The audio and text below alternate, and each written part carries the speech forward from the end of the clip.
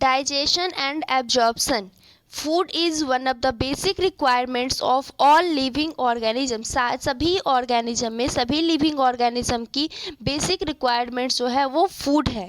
अब major component of food क्या क्या है, तो कार्बोहाइड्रेट, प्रोटीन्स एंड फैट्स। यहाँ ध्यान देना है, हो सकता है इस तीन के अलावा एक ऑप्शन दे दे और उसमें पूछेगा जो कौन सा इसमें से मेजर कंपोनेंट नहीं है। तो मेजर कंपोनेंट होगा कार्बोहाइड्रेट, प्रोटीन एंड फैट्स। और विटामिन्स एंड मिनरल्स भी प्रेजेंट होता है, लेकिन स्मॉल क्वांटिटीज़ में। फूड का काम क्या है, एनर्जी प्रोवाइड करने का। और इसमें जो ऑर्गेनिक मटेरियल प्रेजेंट होता है वो growth and repair of tissue में हेल्प करता है। Food provides energy and organic materials, growth and repairing of tissues. Next जो है वाटर, जो हम लोग इनटेक करते हैं, वाटर इनटेक करते हैं, उसका रोल है मेटाबॉलिक प्रोसेस। मेटाबॉलिक प्रोसेस ऐसे प्रोसेस होते हैं जो हमारे बॉडी के अंदर बहुत सारे प्रोसेसेस चलते रहते हैं, उसको मेटाबॉलिक प्रोसेस बोलते हैं। उसमें वाटर का रोल होता है और डिहाइड्रेशन को भी प्रिवेंट करता है। हमारे बॉडी डिहाइड्रेशन ना हो जाए उसमें भी वो हेल्प करता है।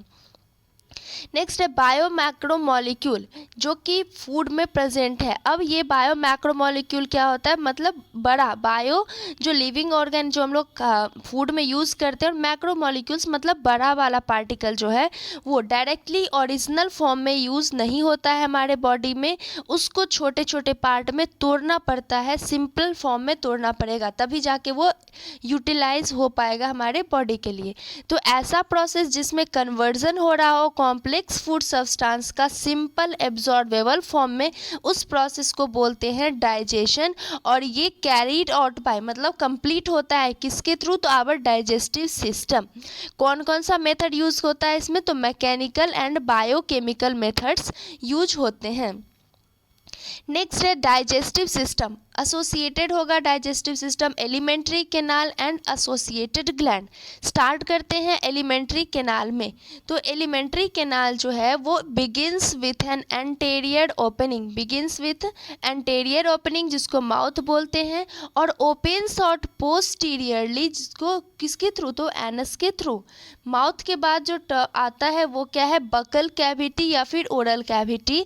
इस ओरल कैविटी में नंबर ऑफ टीथ प्रेजेंट होता है और एक मस्कुलर टंग प्रेजेंट होता है।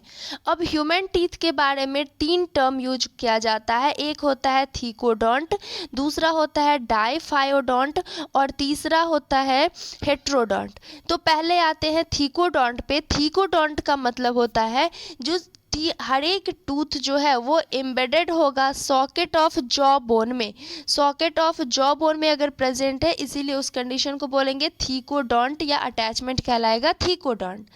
नेक्स्ट आता है डाइफायोडोंट। डाइफायोडोंट में होगा दो सेट में टीथ प्रेजेंट होगा, एक सेट जो होगा वो टेम्पररी मिल्क या फिर मिल्क और डेसिडुअस टीथ बोलेंगे, और वो सारा रिप्लेस्ड हो जाएगा, दूसरे सेट ऑफ टीथ आएगा, उसको बोलते हैं परमानेंट या फिर एडल्ट टीथ।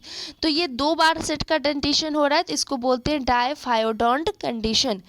नेक्स्ट जो आता है वो क्या आता है, हेट्रोडोंट। तो हेट्रोडोंट बोलते हैं एडल्ट ह्यूमन में सेट, तो टोटल 32 टीथ प्रेजेंट होता है, और उस 32 का जो है वो 4 टाइप्स में होते हैं, तो इसीलिए उसको बोलते हैं हेट्रोडोंट, मतलब 4 डिफरेंट। हेट्रो का मतलब होता है डिफरेंट, तो डिफरेंट टाइप्स में है, इसीलिए बोलेंगे हेट्रोडोंट डेंटिशन।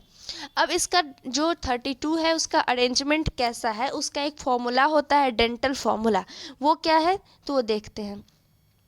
जैसे एक सेट ऊपर है एक सेट नीचे है, तो इसको हम लोग पार्ट से डिवाइड कर लेते हैं। ईच हाफ सेट के लिए फॉर्मूला यूज़ होता है, क्या है फॉर्मूला, तो 2 1 2 3 बाई 2 1 2 3।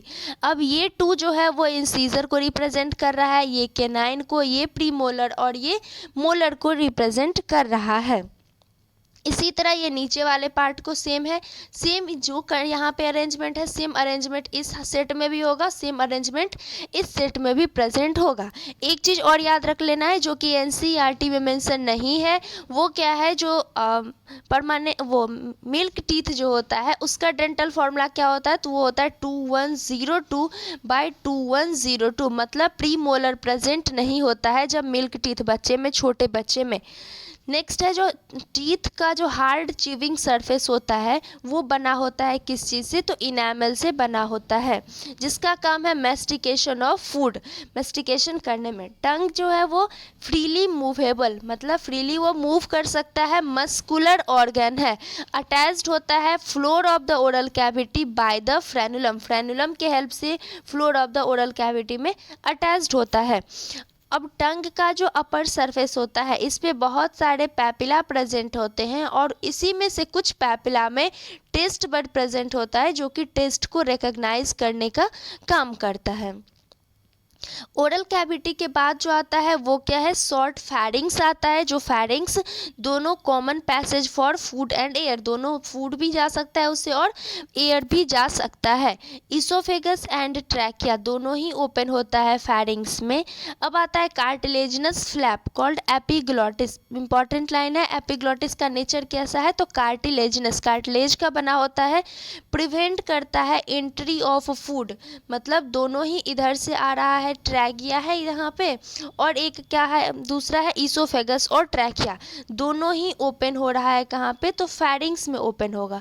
अब यहाँ पे एक एपिग्लॉटिस प्रेजेंट होता है, जब यहाँ से मान लो ट्रैकिया से विंड आ रहा है तो इधर वाले ओपनिंग को वो ऑफ करेगा, ठीक, तो glottis opening of the wind pipe को वो में वो रोकता है, उसको वहाँ पे नहीं जाने देता है स्वैलोइंग के टाइम में। इसोफेगस जो है वो थिन होता है, लॉन्ग ट्यूब होता है जो कि पोस्टीरियरली पास करता है किसके थ्रू, तो नेक, थोरेक्स और डायफ्राम के होते हुए वो जाता है कहाँ पे, जे शेप्ड बैग लाइक स्ट्रक्चर जिसको बोलते हैं स्टमक, स्टमक का शेप होता है जे शेप। अब वहाँ पे एक स्फिंक्टर प्रेजेंट होता है जिसको बोलते हैं गैस्ट्रोइसोफेजियल स्फिंक्टर, रेगुलेट करता है, यहाँ से ईसोफेगस आया और यहाँ पे जो प्रेजेंट है स्टमक मान लो यहाँ पे प्रेजेंट है, तो इसको ईसोफेगस वाले पार्ट को इस यहाँ पे एक स्फिंक्टर प्रेजेंट होता है जिसको बोलते हैं गैस्ट्रोइसोफेजियल स्फिंक्टर। स्टमक का जो लोकेशन है वो क्या है, upper left portion of abdominal cavity, upper left वाला जो पोर्शन है उसको बोलेंगे एब्डोमिनल कैविटी के, वहाँ पे प्रेजेंट होता है। अब स्टमक के चार पार्ट्स हैं, पहला है कार्डियक पोर्शन, नेक्स्ट है फंडिक, फिर है बॉडी एंड पाइलोरिक। जहाँ पे ईसोफेगस ओपन होता है वो कार्डियक है, उसके बाद फंडिक रीजन आता है, नेक्स्ट है बॉडी जो मेन सेंट्रल रीजन होता है, और पाइलोरिक जो कि ओपन होता है डिओडेनम में, डिओडेनम का शेप होता है C shaped duodenum. Small intestine के भी 3 पार्ट्स होते हैं, डिओडेनम, जेजुनम एंड इलियम। तो डिओडेनम जो है वो सी शेप होता है उसमें, और लॉन्ग क्वाइल्ड मिडिल पोर्शन जो है वो जेजुनम कहलाता है, और हाईली क्वाइल्ड, पूछता है क्वेश्चन, हाईली क्वाइल्ड पार्ट जो है स्मॉल इंटेस्टाइन का कौन सा है, तो वो इलियम है। अब opening of stomach, stomach open होगा जो डिओडेनम में, वहाँ भी एक स्फिंक्टर उसको गार्ड करता है, उसको बोलते हैं पाइलोरिक स्फिंक्टर। इलियम ओपन होता है लार्ज इंटेस्टाइन में, और लार्ज इंटेस्टाइन कंसिस्ट ऑफ क्या क्या, तो सीकम, कोलोन एंड रेक्टम, ये तीनों चीज़ प्रेजेंट होता है। सीकम जो है वो स्मॉल ब्लाइंड सैक स्ट्रक्चर होता है जिसमें सिम्बायोटिक माइक्रो ऑर्गेनिज्म प्रेजेंट होता है। एक narrow finger like tubular projection जो सीकम से अराइज होता है जिसको बोलते हैं वर्मी फॉर्म अपेंडिक्स, वो एक वेस्टिजियल ऑर्गन है। क्वेश्चन पूछा जाता है जो वर्मी फॉर्म अपेंडिक्स कहाँ से अराइज होता है, तो आंसर क्या होगा, caecum.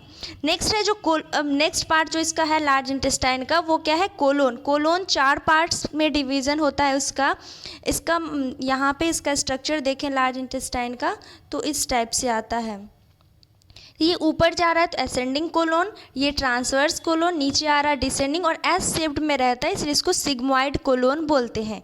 Descending part of the colon जो है वो आगे ओपन होता है किसमें, रेक्टम में, और वो फाइनली एनस के थ्रू ओपन हो जाता है।